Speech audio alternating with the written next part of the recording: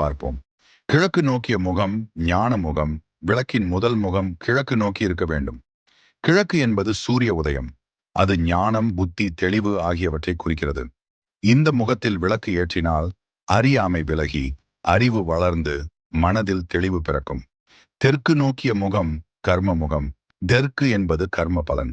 நாம் செய்த செயல்களின் விளைவு இங்கே சேர்ந்திருக்கும்.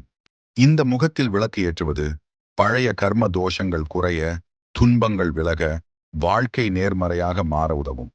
மேற்கு நோக்கிய முகம் செல்வ முகம். மேற்கு என்பது சுகம் மற்றும் செல்வம். இந்த முகம் வீட்டில் வளம் பெருக, பொருளாதாரம் நிலை பெற ஆசீர்வாதம் தருகிறது. இந்த முகத்தில் விளக்கு ஏற்றினால் வறுமை விலகி நிம்மதி குடியேறும். வடக்கு நோக்கிய முகம் லட்சுமி முகம். வடக்கு என்பது குபேர திசை, செல்வத்தின் திசை. இந்த முகத்தில் விளக்கு ஏற்றுவது லட்சுமி கடாட்சம் கிடைக்க, வருமானம் உயர, சேமிப்பு வளர உதவும்.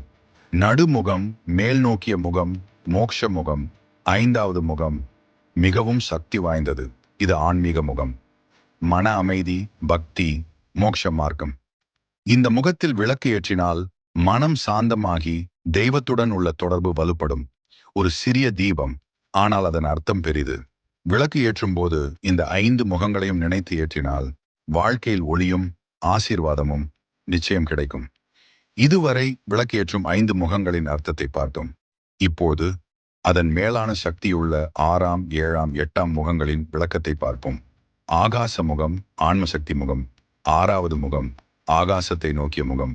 இந்த முகம் உடல், மனம், ஆன்மா மூன்றையும் இணைக்கும் சக்தி கொண்டது.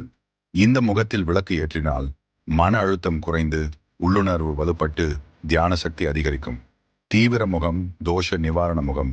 7வது முகம் தீவிர சக்தி கொண்ட முகம். இந்த முகம் கண் திருஷ்டி, நவகிரக தோஷம், தீய சக்தி பாதிப்பு இவற்றை விளக்குகிறது. இந்த முகத்தில் விளக்கு ஏற்றினால் எதிர்மறை சக்திகள் விலகி வீட்டில் பாதுகாப்பு